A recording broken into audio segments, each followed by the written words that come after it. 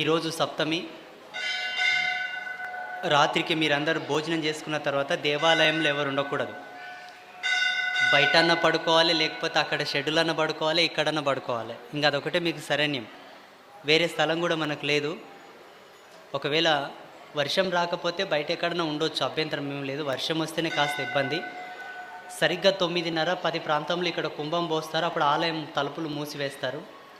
రేపు పొద్దున్న 9 గంటలకు వేపాకు పూజ చాలవుతుంది. ఆలోపు మీరు మీ టిఫిన్ అంతా చేసుకొని మీరు రెడీగా సంసిద్ధమై ఉంటే ఒక క్రమ పద్ధతిగా లైన్ మాదిరిగా వచ్చి ఒకరొకరికి మీకు వేపాకు మీద నిలబడి పసుపు వేస్తారు. వేపాకుతోనూ కొడతారు, సుంకువోనికి గట్టి కొడతారు, బలుల బలిస్తారు. చూడు, మొత్తం జన్మల మకిలంతా ఓనికి కొడతారు. రేపు 9:30, 10 ప్రాంతంలో ప్రారంభమై డే మొత్తం ఆ పూజ ఉంటుంది. సాయంత్రం 4 గంటలకు ఆ పసుపు శరీరంతోనే అమ్మవారిని తీసుకెళ్ళి ఊరంతా ఊరేగింపుగా తీసుకొచ్చి మళ్ళీ అక్కడ అమ్మవారి మంటపంలో కూర్చోబెట్టి హారతులు ఇవ్వాలి. రేపటి మన విధి. దీంట్లో భాగంగా ప్రతి ఒక్కరూ పూజా విధానం పుస్తకం తీసుకోమని చెప్పాను నేను. తీసుకున్నారా? ఎంతమంది తీసుకున్నారు? చేతులు లేపండి. సంతోషం.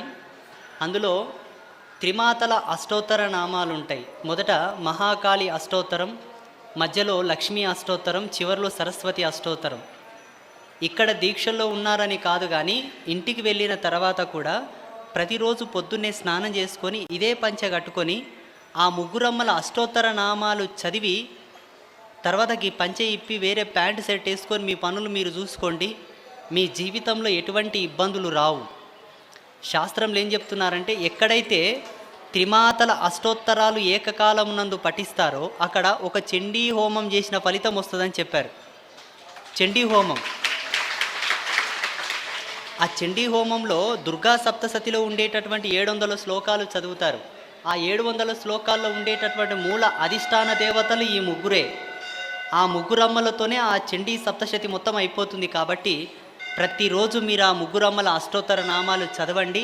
మీ జీవితాల్లో మీరు వెలగట్టలేనని అద్భుతాలు జరుగుతాయి. చదవనింక రాకపోతే వేరే వాళ్ళతో చదివించుకొనన్నా సరే మీరు అది వినండి. మీ పిల్లలతో, మీ మనమంగులతో, మన్మరాళ్లతో ఎవరితోనైనా చదివించండి. మీ ఇంట్లో చాలా శుభం జరుగుతుంది. మీరు అనుకున్న సమస్యలన్నీ తీరిపోతాయి. దాంతోపాటు ఇక్కడ నిత్య అనుష్ఠానం చేసే సాధకులు కొంతమంది ఉన్నారు. వీళ్ళందరికీ ఇంతకుముందు దుర్గా సప్తశతి చండీ ఉపాసన గ్రంథం ఒకటి ఇచ్చాము. అది మనకు తెనాలిలో ఉండేటటువంటి ఒక పెద్ద పండితుడు సిద్ధాంతి ఆయన రాశారు. ఆయన డాక్టర్ జయంతి చక్రవర్తి వారు రచించినటువంటి గ్రంథంలో మూల అనుష్ఠానం ఉన్నది కానీ సంపూర్ణం లేదు, సంపూర్ణ లేఖనం లేదు. అందులో హోమ విధి ఉన్నది కానీ అది మీకు అర్థం కాదు. ఆయన స్టైల్లో, ఆయన యాంగిల్ ఆయన రాసిండు, అది మీకు అర్థం కాదు. అయితే తర్వాతకు మనం ఒక పుస్తకాన్ని ప్రింట్ చేసి ఇచ్చాం. అందులో హోమ విధి లేదు, పురచ్చరణ విధి లేదు, తర్పణం లేదు, మార్జనం లేదు. నేనేం చేశాను, ఒకరోజు బాగా సుదీర్ఘంగా ఆలోచన చేసి ఒక బుక్ పట్టుకుంటే ఆ పుస్తక కేంద్రకంగా ఎటువంటి మంత్రశక్తినైనా సాధించుకునేటటువంటి శక్తి రావాలని ఒక కూర్పుగా ఈ గ్రంథాన్ని తయారు చేయించాను.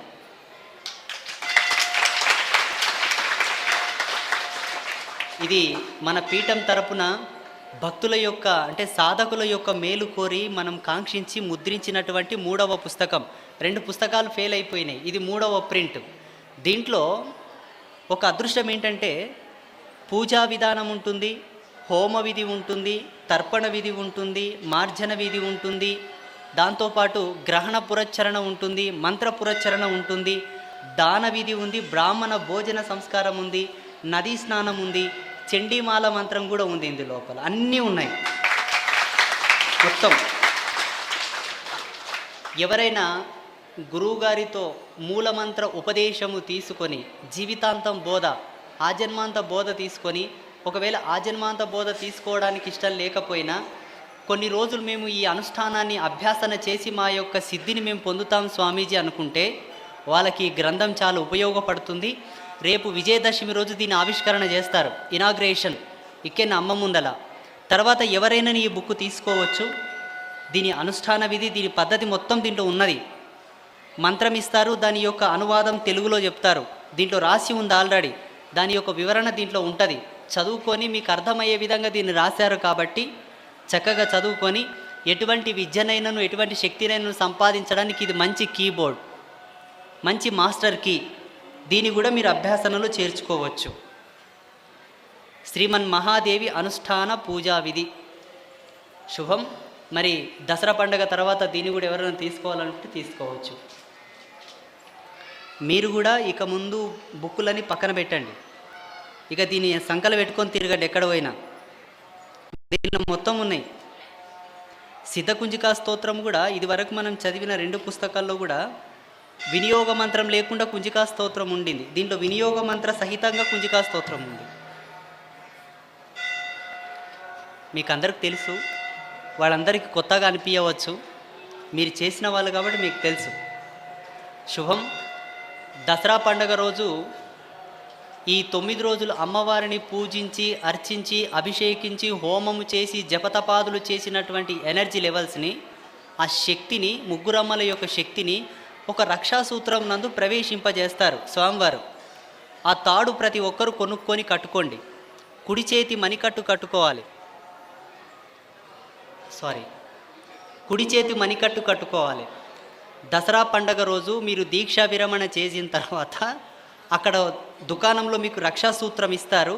ఆ సూత్రం తీసుకొని కట్టుకున్న తర్వాత అమ్మకు దండం పెట్టుకొని మీ ఇంట్లో ఉన్న వాళ్ళకు కూడా రక్షా సూత్రం తీసుకెళ్ళి ఇవ్వండి. అలాగే మీరు వెళ్ళేటప్పుడు ఈ దేవాలయంలోని కుంకుమ, పసుపు, భస్మం ఈ 3 తీసుకెళ్ళండి. అక్కడ అడగండి కౌంటర్లో, నేను 11 రోజులు ఇక్కడ అమ్మ స్థానంలో ఉండి నేను తపమాచరించాను, అనుష్ఠానం చేసిన, దీక్ష చేసిన, నాకు ఈ 9 రోజులు గర్భాలయంలో అమ్మవారిని అర్చన చేసిన కుంకుమ ఇవ్వండి, నా ఇంటికి పట్టుకెళ్తా. 9 రోజులు అక్కడ చేసిన సహస్ర చండీయాగ భస్మం ఇవ్వండి, ఇంటికి తీసుకెళ్తా అని చెప్పండి. అలాగే పసుపు బండారు పూజ రోజు చేసినటువంటి పసుపుని ఇవ్వండి అని చెప్పండి, ఇస్తారు. 1 కుంకుమ, 2 భస్మం, 3 పసుపు, 4 రక్షాసూత్రం తీసుకొని మీ ఇంటికి వెళ్ళండి. వెళ్ళి మీ ఇంట్లో వాళ్ళకి కట్టండి. వాళ్ళకి ఆ కుంకుమ బొట్టు పెట్టండి. ఆ పసుపు నీళ్ళలో వేసి ఇల్లంతా చల్లండి. ఆ పసుపు నీళ్ళలో వేసి వాళ్ళకి స్నానాలు చేయించండి. మీ పొలాలు ఉన్న, ఫ్యాక్టరీలు ఉన్న, కంపెనీలు ఉన్న, ఆఫీసులు ఉన్న, బండ్లు, వాహనాలు ఏమున్నా దాని మీద పసుపు చల్లండి. ఆ యాగభస్మం మాత్రం ఎవరికి ఎటువంటి నొప్పులున్నా, ఎటువంటి ఆరోగ్య సమస్యలున్నా శరీరానికి రాసుకొని కాస్త నీళ్ళలో వేసుకొని తాగి పడుకుంటే, ఒక్క నిద్ర పోతే ఎటువంటి సమస్య అయినా తగ్గిపోతుంది. ఆ భస్మం అలా వాడవచ్చు. ఈ విధంగా అమ్మవారు మీకు ఇస్తున్నటువంటి పూర్ణ పుష్కల సమేతమైనటువంటి అవకాశము, దీని అందరూ వాడుకోండి. గాబర ఇంకా దీక్ష విడిచిపెట్టినాం కదా అని ఉరికెరిగిట్లా ఇంక అయిపోయి ముట్టించినామని తొందరపడి పోయారు. పోతూ ఇవి తీసుకొని పోండి, సరేనా? శుభం.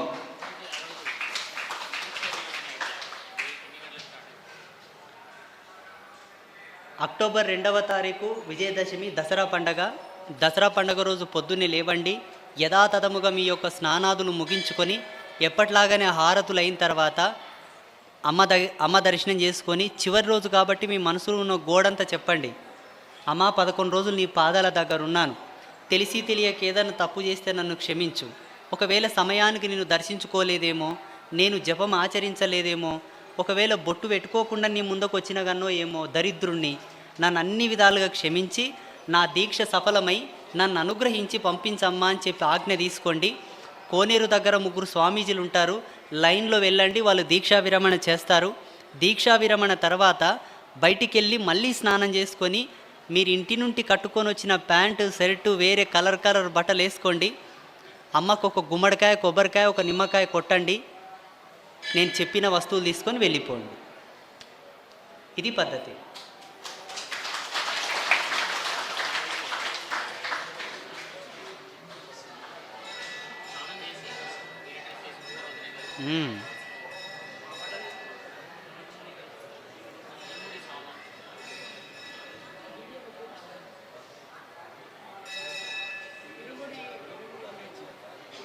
ఆల్రెడీ చెప్పినాం కదా,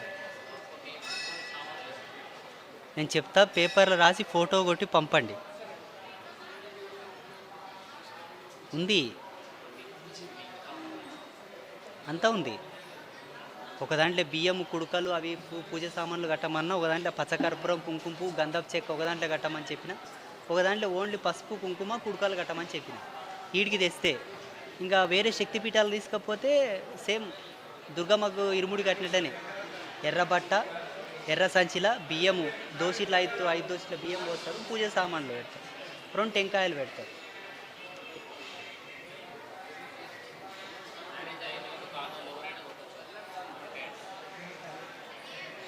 దేవుళ్లకు గుమ్మడికాయ నివేదన చేసేటప్పుడు నియమాలు ఉండవు.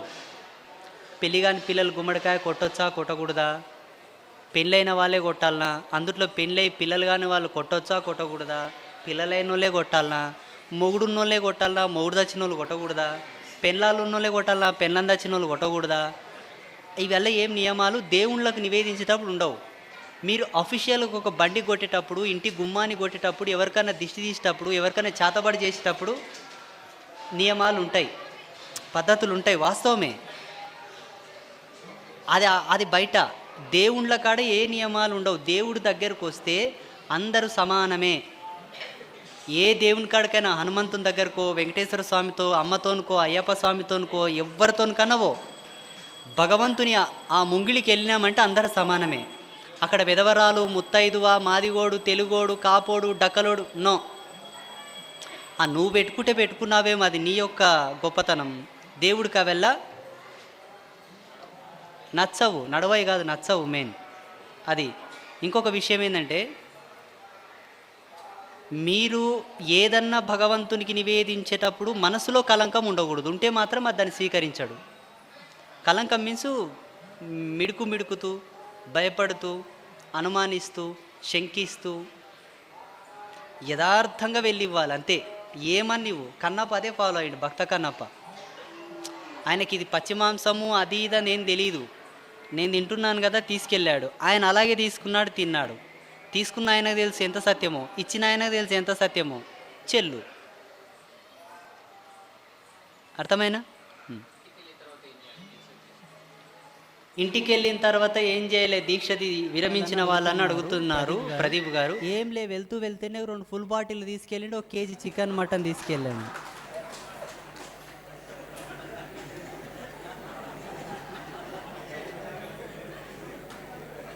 మొన్ననే చెప్తి కదండి, మొన్న చెప్తి కదా మంచిగా, మళ్ళా చెప్పాలా?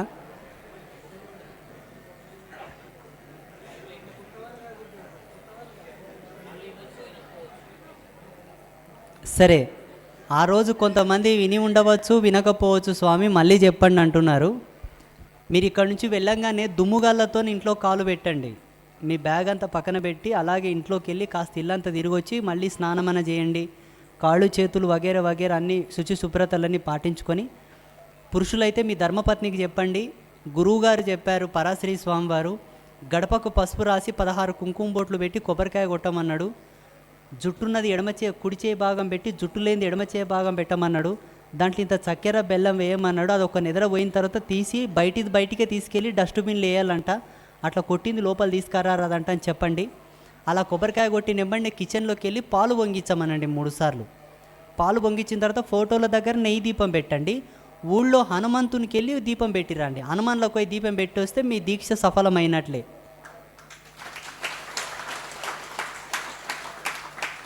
సింపుల్. అంటే మన పీఠంలో అమ్మమాల వేసుకున్నందుకే కాదు, మీరు అయ్యప్ప మాల వేయండి, శివమాల వేయండి, శబరిమల నుంచి ఇంటికి రాగానే ఇదే ఫాలోఅప్ చేయాలి, శ్రీశైలం కిరుముడిచి రాగానే ఇదే ఫాలోఅప్ చేయాలి. ఏ దీక్షకైనా ఇది నియమం, మోటు నియమం. కానీ దీంట్లో చాలా అంతరార్థం ఉంది. గృహంలోకి ఉండేటటువంటి 16 కళలు, దాని కళాకర్షణ శక్తి అంటారు. ఆయుష్, ఇంటికి ఆయుష్ బాగా నిండుతుంది ఇది చేస్తే. దీని ద్వారా ఇంటికి ఉండే యశస్సు కూడా పెరుగుతుంది. అన్ని దీక్షల్లో ఫాలోఅప్ చేయొచ్చు దీన్ని.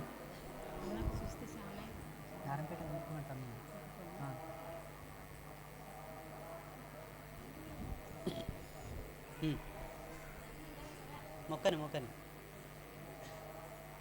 ఇంకేమన్నా సందేహాలండి?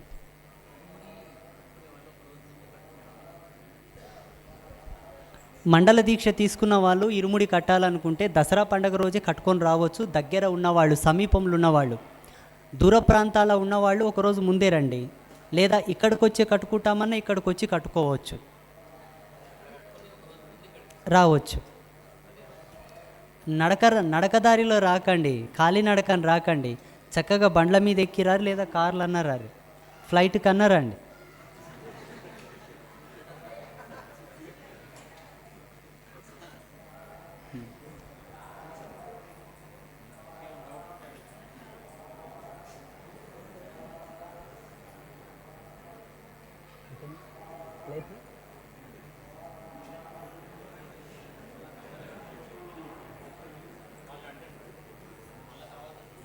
అందరికీ చెప్పింది అర్థమైంది కదా? ఎవరికైనా సందేహం ఉంటే అడగండి. మరి ఈ ఈ ఈ దీక్షలకు సంబంధించిందే, వేరేవేం అడగొద్దు ఇంకా.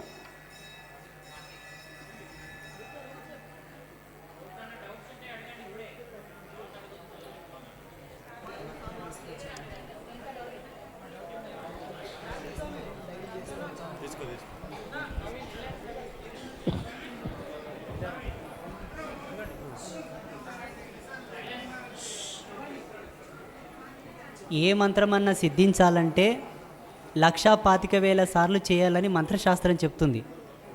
1,25,000 సార్లు జపిస్తే ఏ మంత్రానికైనా పూర్ణ చైతన్యం వస్తుంది.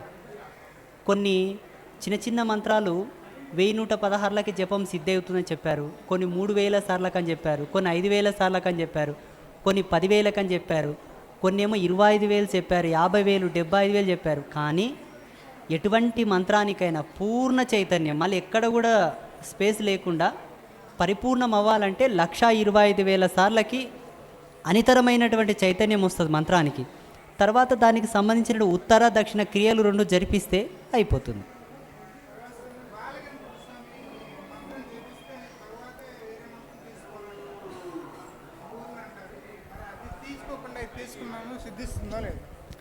మీరు స్వతంత్రంగా ఎవరితోనైనా, ఒక ఆచార్యుడితో, ఒక బ్రాహ్మణుడితో, ఎవరితోనన్నా అఫీషియల్గా మంత్రం తీసుకుంటే, అప్పటిపూర్తికి ఏదో ఒక కోరిక నెరవేరడానికి తీసుకుంటే దానికి నియమాలు ఉంటాయి.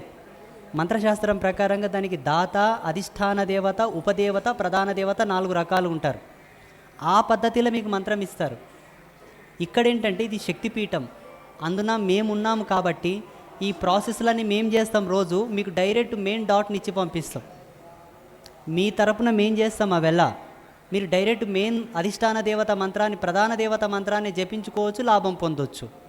మన పీఠంలో వేరే ప్రదేశాల్లో మీరు అన్నట్టుగా ఒక అధిష్టాన దేవతకు సంబంధించిన క్షేత్రాధిపతిని, మంత్రాధిపతిని, గురుస్థానాన్ని కూడా గురు మంత్రాన్ని కలుపుకొని ఇస్తారు. అలా ఉంది బయట. మన పీఠంలో మనం స్వతంత్రమైనటువంటి హక్కుని ఇచ్చాం అందరికీ. డైరెక్ట్ మంత్రం ఇస్తాం, చేసుకోపోండి అప్ప అని చెప్తాం. వాళ్ళకి తప్పకుండా సిద్ధిస్తుంది. మళ్ళా మిగతా నియమాలని మేము చూసుకుంటాం. గురుదేవులకు శతకోటి వందనాలు. గురుగారు మనం ఇక్కడ తీసుకున్న మంత్రం ఇంటికి వెళ్ళిన తర్వాత పఠించవచ్చా? ఏమైనా నియమాలు ఉన్నాయా? శుచిగా స్నానం చేసుకొని పూజా మందిరంలోకి వెళ్ళి దేవుడికి దండం పెట్టేటప్పుడు ఇప్పుడు మీకు ఇచ్చిన మంత్రాన్ని 11 సార్లు చదవండి, వచ్చేసేయండి బయటికి.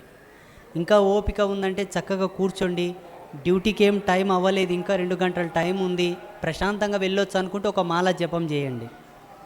లేదు తొందర ఒకటేసారి ఆ మంత్రాన్ని ఒకసారి దేవుని ఫోటో ముందు అలా అనండి, బయటికి వెళ్ళిరండి.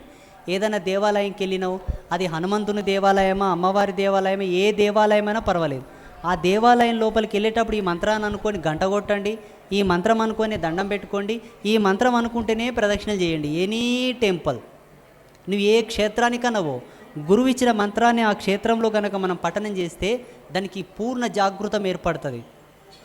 పర్ఫెక్ట్ యాక్టివేషనల్ ఫోర్స్లోకి వస్తుంది ఆ మంత్రశక్తి. ఎప్పుడైనా ఉచ్చరించుకోవచ్చు. శుచిగా ఉండగలగాలి, మంచిగా ఉండగలగాలి, కాళ్ళకు చెప్పులు లేకుండా ఉండాలి, స్నానం ఆచరిస్తేనే ఉచ్చరించాలి, మిగతా సమయాల్లో ఉచ్చరించొద్దు, అంతే. గురుగారు స్వామి, మేము అర్ధరాత్రి వెళ్తామండి, 11-12 ఇంటికి. పాలు పొంగించడం ఉదయం చేసుకోవచ్చు కదా, అప్పుడే చేయాలి? చేసుకోవచ్చు. అర్ధరాత్రి 12 గంటలకు అన్నది కూడా ఒక సంధ్య, అది కూడా ఒక సంధికాలమే.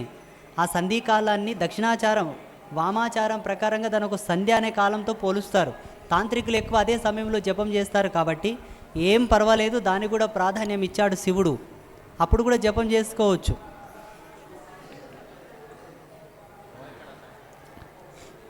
ఆచార్యులు చెప్పండి. చేసిండ్రా? అయిందా? వస్తుంది, ఒక్క నిమిషం. గురుగారి పాదాలకు వందనాలు. గురుగారు ఇక్కడ ఇచ్చిన జపం మళ్ళా ఇంటికి తీసుకెళ్ళి జపం చేసుకోవచ్చా మీరు ఇచ్చిన మంత్రంతో? మీ మెడలో ఉన్న మా పగడంమాల, స్ఫటికమాల, రుద్రాక్షమాల, కమలాక్షిమాల ఉన్నది. అయితే మన పీఠంలో మాత్రమే మనం పద్మాక్షి మాల అనగా కమలం గింజల మాలను మనం ఇచ్చాం. ఈ పద్మాక్షి మాల యొక్క ప్రత్యేకత ఏంటంటే అది స్నానం చేసేటప్పుడు నాని దాని పెచ్చులు ఊడిపోతాయి, పొక్కులు లేస్తుంది. అలా పెచ్చులు ఊడిపోయే సంకేతాన్ని నారదుల వారు ఏం చెప్పారంటే ఆ పద్మాక్షి తూడు యొక్క బెరడు ఎలా ఊడిపోతుందో జీవుడి యొక్క కర్మలు అలా రాలిపోతాయని చెప్పాడు. ఎంతమందికి పోయినాయి చేతులు లేపండి. అబ్బా, ఇంక అన్నీ పోయినట్లే లెక్క. ఆ మాలను త్యాగం చేయండి. దీక్షా విరమణ రోజు ఆ మాలను తీయండి. ఇక రుద్రాక్షమాల కేవలము నాన్ వెజ్ తినకుండా, డ్రింక్ చేయకుండా పవిత్రంగా ఉంటామన్న వాళ్ళు మాత్రమే పెట్టుకోండి, లేకపోతే దాన్ని కూడా తీసేయండి. ఇక స్ఫటికమాల ఎవరైనా పెట్టుకోవచ్చు, నాన్ వెజ్ తిన్నా డ్రింక్ చేసినా దానికి ఏ నియమాలు లేవు. పగడం మాల కూడా ఎవరైనా పెట్టుకోవచ్చు, దానికి ఏ ఇబ్బందులు లేవు.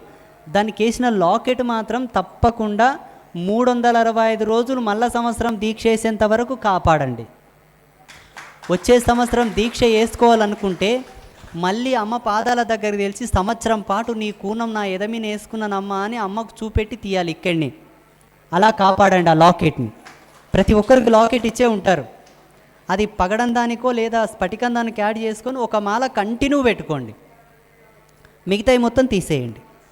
ఇక ఈ కండువ ఉన్నది కదా, శాలువా, దాన్ని ఏమంటారు, సెల్లా. ఏ స్పిరిచువల్ ప్రోగ్రామింగ్కి వెళ్ళినా ఆ కండువ వేసుకొని పోండి, మీ యొక్క ధర్మం ఆడ వ్యక్తమైపోతుంది, వాళ్ళందరూ గుర్తిస్తారు మిమ్మల్ని. ఏ పండగకైనా ఏ దేవాలయంకి వెళ్ళినా ఆ కండువ కప్పుకొని పోండి. మళ్ళీ ఆ ప్రోగ్రాంకి వచ్చిన తర్వాత తీసి బీరువాలో పెట్టండి, లేదంటే ఇక్కడ దండమీన వేయండి, సూట్ కేసులనే పెట్టండి. అది మన హక్కు, మన బాధ్యత. మనముగా స్వతంత్రంగా తెలియపరిచేటటువంటి భగవతి యొక్క సంకేతం అది. ఆ కండువ వేసుకొని పోవాలి ప్రతి ఒక్కరూ.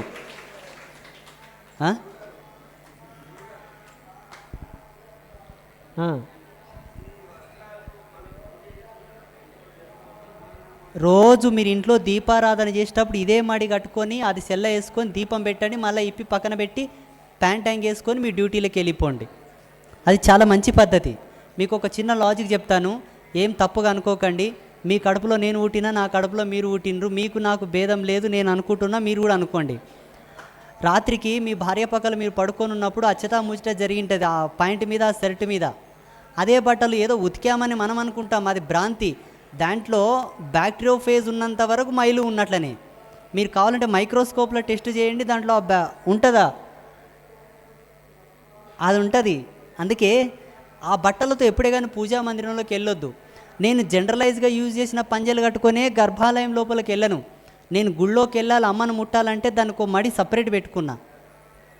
అదే మడి కట్టుకున్నప్పుడు అమ్మతో కోత, మళ్ళీ ఆ మడి రాగానే అక్కడ ఇప్పి వేరే పంజ కట్టుకొని వచ్చి భక్తులకు దర్శనమిస్తాను నేను.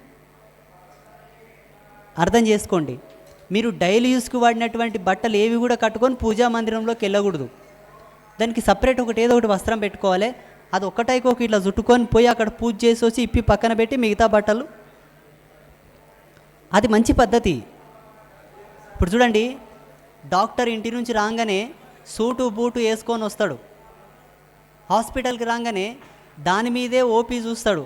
కానీ ఐసీయూలోకి పోయేటప్పుడు, ఎమర్జెన్సీ వార్డులోకి పోయేటప్పుడు మాత్రం, ఆపరేషన్కి పోయేటప్పుడు మాత్రం దాన్ని తీసి వేరే డ్రెస్ వేసుకొని పోతాడు లోపలికి. అవునా? అది అంతకన్నా ఇది పెద్దది. మన పూజా గది అంతకన్నా చాలా పెద్దది. ఒక ఆపరేషన్ కూడా 1000 ఆపరేషన్లు జరుగుతున్నాయి రోజుకి. డెడ్ బాడీలు పోయారాడ కర్మల్ని కోస్తుంటారు, సరసర సర సర మీ పాపాలను మీ కర్మలను కోస్తుంటారు. కాబట్టి దానికి ఇచ్చే కనీస మర్యాదను ఇవ్వాలి మనం. సరేనా? వాడుకోండి.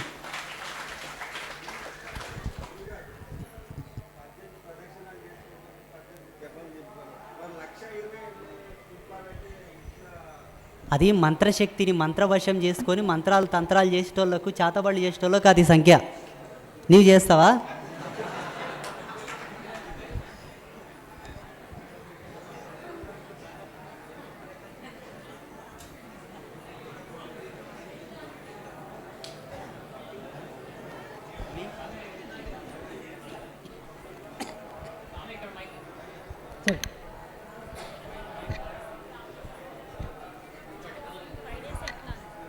స్ఫటికమాలకు పగడమాలకు శరీరం మీద ఉన్నంగా ఆడవాళ్ళకు నెలసరి వస్తే కూడా ఏం దోషం ఉండదు.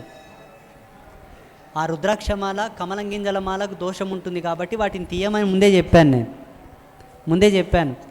ఈ స్ఫటికమాల పగడమాల ఎప్పుడున్నా ఏ విధంలో ఉన్నా ఏ సందర్భంలో ఉన్నా దానికి ఏం దోషం లేదు. ఏం కాదు ఉంచుకోవచ్చు.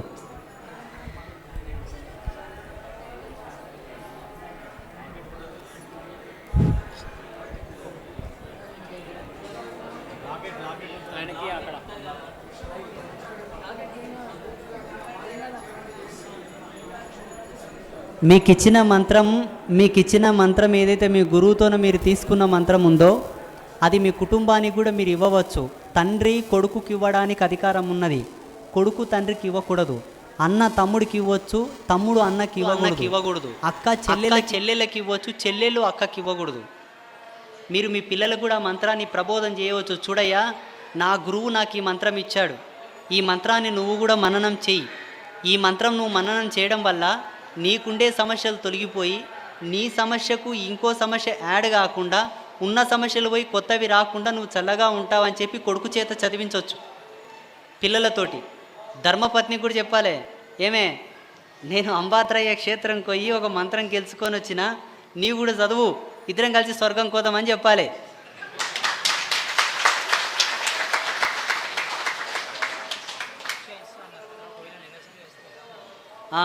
దసరా పండగ రోజు మీరు తీసుకునే రక్షా సూత్రానికి కూడా ఏ నియమాలు లేవు. దానికి నెలసరి వస్తుంది, మనం సావు కాడుకోతాం, కాన్పు కాడుకోతాం, సమృత కాడుకోతాం, స్నానం చేస్తాము చేయమన్న నియమాలు లేవు. కేవలం దాంట్లో మేము చేసే ఎనర్జీ ప్రొడ్యూసింగ్ ఏంటంటే, దాంట్లో నింపే శక్తి ఏంటంటే రక్షణ, ప్రొటెక్షన్, ఒక డిఫెన్స్ లెవెల్లో పనిచేస్తుంది. అది ఏ దుష్టశక్తుల నుంచి, చేతబడుల నుంచి, ఎటువంటి ప్రయోగాల నుంచి, విష ప్రయోగాల నుంచి, ఎటువంటి కర్మల నుంచి, పాపాల నుంచి, శాపాల నుంచి మీకు ఇబ్బంది రాకుండా మిమ్మల్ని నియంత్రణలో కాపాడడానికి ఏర్పాటు చేసిన ఒక ప్రొటెక్షనల్ లెవెల్ అది. అదొక రక్ష. దానికి ఏం నియమాలు లేవు, ఏం ఇబ్బంది ఏం పడొద్దు, అనుమానం ఏం పడొద్దు. అనుమానాలు పడి ఈడికి వచ్చిండ్రు మీరందరూ. ప్రతిదానికి అనుమానం.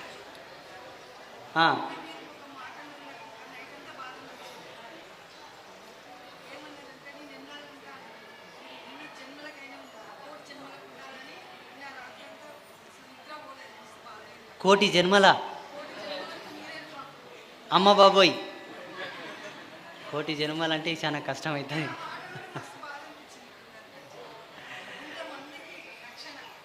పిల్లవాడు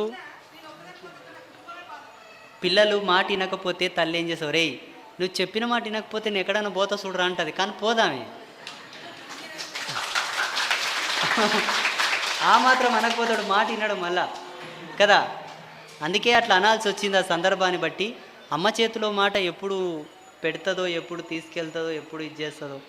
శంకర భగవత్పాదుల వారు ముందే చెప్పారు, శుక్లపక్షంలో చెప్పారు. ఆయన అంటే ఒక 15 రోజుల ముందే చెప్పారు శిష్యులతో, నేను వెళ్ళవలసిన సమయం రావచ్చాయా, నేను వెళ్తానంటే. ఇప్పుడు అమ్మలాగానే వాళ్ళందరూ బాధపడ్డారు. అయినా ఆయన చెప్పిన తీరుగానే వెళ్ళిపోయాడు. అంటే వెళ్ళాలనే కోరిక ఆయన కూడా ఉండకపోవచ్చు, కాకపోతే విధి, వచ్చిన ధర్మం అయిపోయింది, వచ్చిన బాధ్యతలు అయిపోయాయి, ఇంకెందుకు మళ్ళీ ఇక్కడ, అంతే కదా. ఎక్స్ట్రా డ్యూటీ చేయమంటారా, మళ్ళీ పేమెంట్ తీసుకోవాలి. దానికి ఎక్స్ట్రా డ్యూటీ చేస్తే పేమెంట్ తీసుకోవాలి. ఉన్న పేమెంటే ఖర్చు పెట్టలేకపోతున్నాం మనం. మళ్ళీ ఏం చేయాలి, పైసలను తీసుకొని వడ్డీ కట్టాలనా? ఇంకా అన్నీ అయిపోయినట్లే కదా. సందేహాలని కక్కేశారా, ఇంకేమైనా కడుపులో పెట్టుకున్నారా చెప్పండి.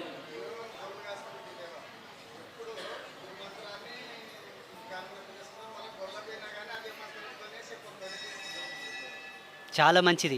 పెద్దలు ఒక మాట అంటారు, అంటే శాస్త్రీయంగా ఇది లేదు, ఎక్కడ లిఖితంగా లేదు, మోటుగా పెద్దలు అనుకుంటుంటారు. కాబట్టి పెద్దల యొక్క జ్ఞానంతో నేను ఒక మాట చెప్తుండా. ఇప్పుడు ఆయన గొర్రె కాస్తా అని చెప్పిండు. గొర్రెకు దోషం లేదు శాస్త్రీయంగా, గొర్రెకు మైల లేదు, గొర్రె తుప్పడకు మైల లేదు, గొర్రెకు మైల లేదు.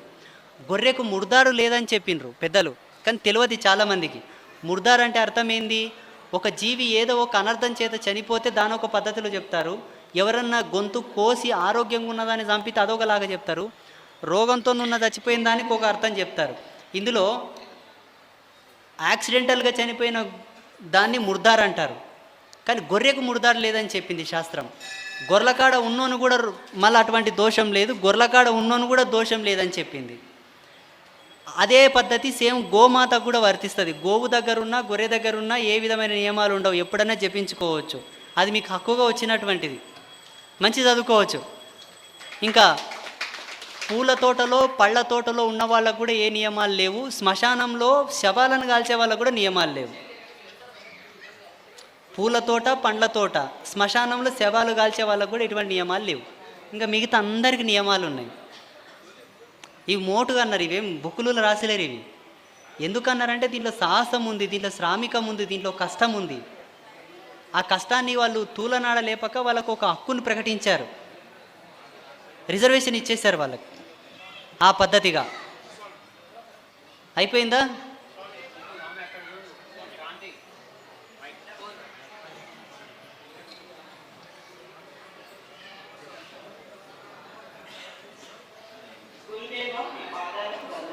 మేము ఇన్ని హారతులు ఇక్కడ చూసాము. మేము కూడా ఇంట్లో ఏమైనా చేసుకోవచ్చా? పూజా స్టోర్లో దొరికేవి అంటే ఇంట్లో ఏమైనా వాస్తు దోషాలు కానీ ఏవైనా అనుకున్న పనులు జరగాలన్నా మేమేమైనా చేసుకోవచ్చునా? అది ఇక్కడ చూడ్డము మేము ఎక్కడ చూడలేదు. ఇక్కడ చాలా బాగుంది. ఇది నేను అంటే కోటి దీపోత్సవం దగ్గర నేను ఎవ్రీ ఇయర్ వెళ్తాను స్వామి గురుదేవ. అక్కడ సప్తహారతుల కోసము పరుగులు తీసుకొని వెళ్తుంటాను, ఆ టైం కోసమైనా. ఇక్కడ అయితే చాలా బాగుంది. మేము లేడీస్ అందరం అనుకుంటున్నాము, నిజంగా మా లేడీస్ అందరికీ ఒక ఏజ్ వచ్చిన తర్వాత పుట్టింటికి వెళ్ళాలంటే అందరూ అంటే చీదరించుకోవడం కానీ ఎక్కువ రోజులు ఉంటే అట్లుంటుంది.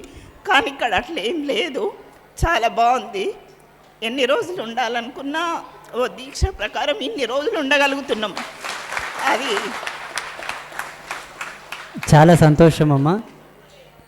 అమ్మ తన బాధలో ఇంకా కరెక్ట్ చెప్పలేకపోతుంది. ఆనందము బాధ రెండు ఉన్నాయి. మీరు ఇంట్లో ఆమె అడిగిన ప్రశ్న, మేము ఇంట్లో కూడా ఇటువంటివి ఏమైనా చేసుకుంటే మాకు శుభం కలిగే రెమెడీస్ ఏమైనా చెప్పండి గురుదేవ అంటుంది. బాగా వినండి, అందరికీ పనికొచ్చే చెప్తాను. మంచి ప్రశ్న అడిగింది ఆమె. ప్రతి శుక్రవారం రోజు ప్రతి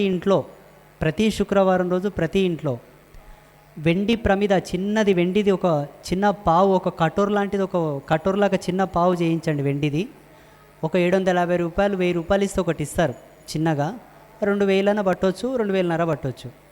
ఆ వెండి పావు తీసుకొచ్చి ప్రతి శుక్రవారం రోజు దాంట్లో పాలు పోయండి. అది ఆవు పాలు అయితే ఇంకా మంచిది, పచ్చి పాలు పోయండి. పోసిన తర్వాత ఆ పాల మధ్యలో ఒక ప్రమిద పెట్టండి. సిల్వర్ ప్రమిదనైనా, బ్రాస్ ప్రమిదనైనా, లేకపోతే ఇంకేదైనా ఒక మట్టి ప్రమిదనైనా పాల మీద తేలాడేటట్టుగా ఒక ప్రమిద పెట్టండి. అందులో నెయ్యి పోసి పువ్వొత్తేసి దీపం వెలిగించండి. దీన్ని క్షీరదీపం అంటారు. ఇది లక్ష్మీదేవికి చాలా ఇష్టమైంది. దీప ప్రమిద పాలలో తేలుతున్నట్టుగా ఉండాలి. ఆవు పాలల్లో నెయ్యి వేసి పువ్వొత్తేసి దీపం పెట్టండి. ప్రతి శుక్రవారం పెట్టండి. అసలు మీ ఇల్లు ఇంకా నేను చెప్పొద్దు, అప్పులు కానీ, డబ్బు సమస్య కానీ, ఆడ పెట్టుబడి పెట్టినా మా డబ్బులు రావట్లేదు అన్న విషయాలు కానీ, ఎవరికో డబ్బులు ఇచ్చినా వాడు ఈయనకి సతాయిస్తున్నాడు అన్న సందర్భాలు కానీ ఏవి మీ ఇంట్లో ఉండవు అసలు. ఇలా క్షీరదీపం పెట్టండి, ప్రతి శుక్రవారం పెట్టండి. ఒకవేళ మాతలు పెట్టలేని పక్షాన ఉంటే మీ పిల్లలతోనే పెట్టించండి, మీ భర్తతో పెట్టించండి, ఎవరితోనైనా పెట్టించండి. నియమం లేకుండా, కౌంట్ లేకుండా, సంఖ్య లేకుండా అవిశ్రాంతంగా ప్రతి శుక్రవారం ఇంట్లో క్షీరదీపం పెట్టండి. మీ ఇల్లు పాలు పొంగినట్లు పొంగుతుంది. ఇది మంచి రెమెడీ. మన పీఠంలో ఫస్ట్ మనం ఇచ్చేది అమృతహారతి. ఫస్ట్ వెండి పాత్రలో ఆవు పాలు, కొబ్బరి నీళ్ళు, తేనె సమపాలలో కలిపి దాని మీద ప్రమిద పెట్టిస్తారు. అది అమృతహారతి. ఫస్ట్ అదే ఆరతిస్తాం. 32 దీపాలు అయిన తర్వాత మళ్ళీ మధ్యలో ఒక ఆరతి ఇస్తారు. అది ఆవు పాలు, తేనె మాత్రం ఉంటాయి. 94వ దీపం మళ్ళీ ఇస్తారు. దాంట్లో కొబ్బరి నీళ్ళు, ఆవు పాలు మాత్రం ఉంటాయి. దీంట్లో సంఖ్య కూర్పు ఉన్నది. ఆ జ్యోతుల యొక్క నిడివి, శాంతి రెండు ఉన్నాయి. అట్లా సెట్టింగ్ చేసి మనం ఇస్తాం. మీరు ఇంట్లో గనక క్షీరదీపం పెడితే లక్ష్మీ అమ్మవారు ఒక మాట చెప్పింది. ఆమె క్షీరసాగరం నందే పుట్టింది కాబట్టి, లక్ష్మి అంటే జ్యోతి స్వరూపం కాబట్టి, ద్వీప స్వరూపిణి కాబట్టి, ఆ విధంగా మనం క్షీర మీద దీపం పెడితే లక్ష్మీ అమ్మవారిని ప్రత్యేకంగా వేద మంత్రాలతో ఆవాహన చేసినట్టు మీ ఇంటికి. ఇది. ఇక రెండవది, ప్రతి అమావాస్యకు నిమ్మకాయలు 2 తీసుకోండి, దాన్ని నిలువు కోయండి, అడ్డం కోయొద్దు.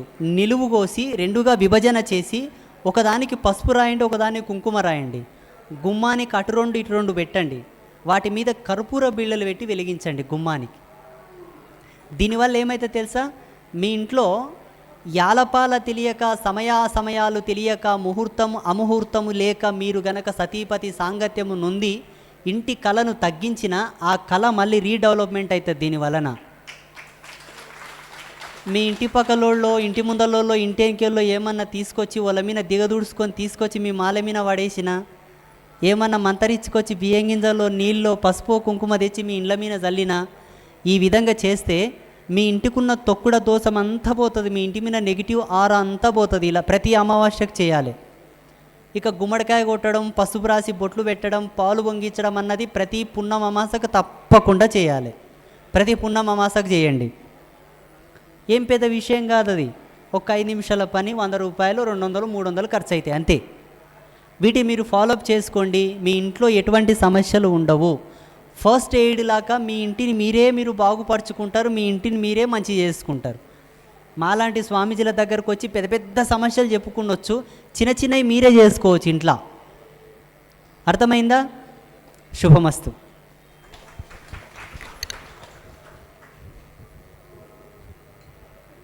అయిపోయిందా?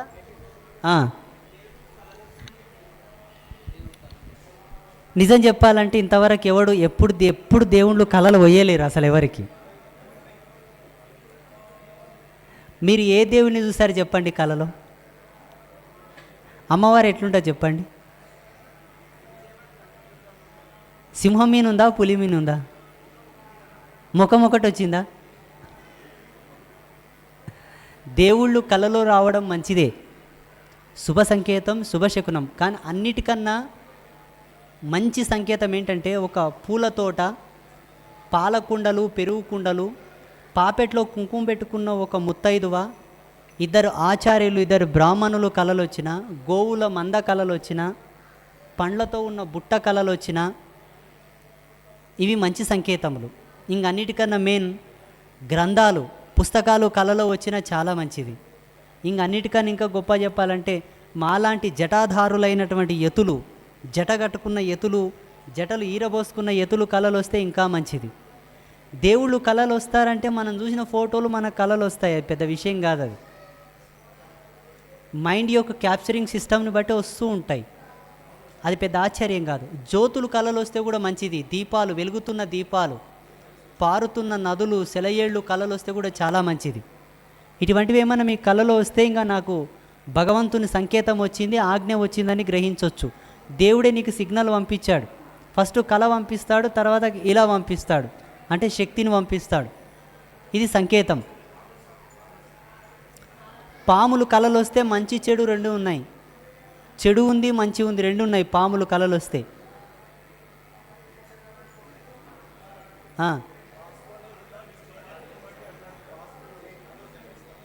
వాస్తు 100,000% ఉంది, వాస్తవం ట్రూ. లేదన్న వాళ్ళు మూర్ఖుడు.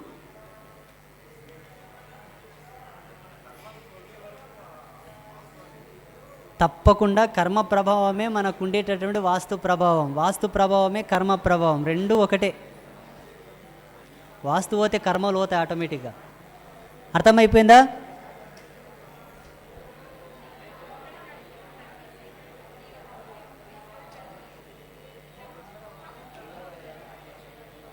పోవాలే, తప్పదు. ఎక్కేనే ఉంటే ఎట్లా? ప్రతి ఒక్కరూ దీక్షా విరమణ తర్వాత మీ ఇంటికి వెళ్ళాలి, మీ ఇంట్లో కాలు పెట్టాలి, మీ ఇంట్లో ఒక నిద్ర తీయాలి. తర్వాత మీ ఇంకా ఏమైనా అఫీషియల్ ప్లేసెస్ ఉంటే అక్కడ వెళ్ళొచ్చు మీరు.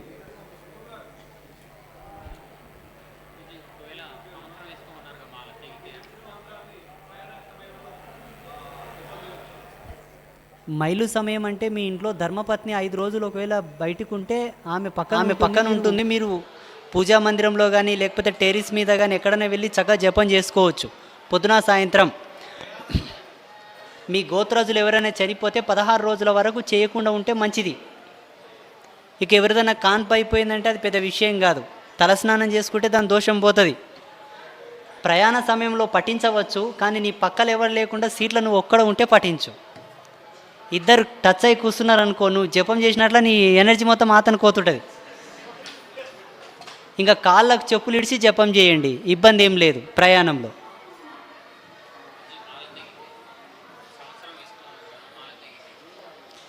తెగిన మాల మళ్ళీ మెల్ల వేసుకోకూడదు, దాన్ని తీసి పక్కన పెట్టాలి, కొత్తది వేసుకోవాలి.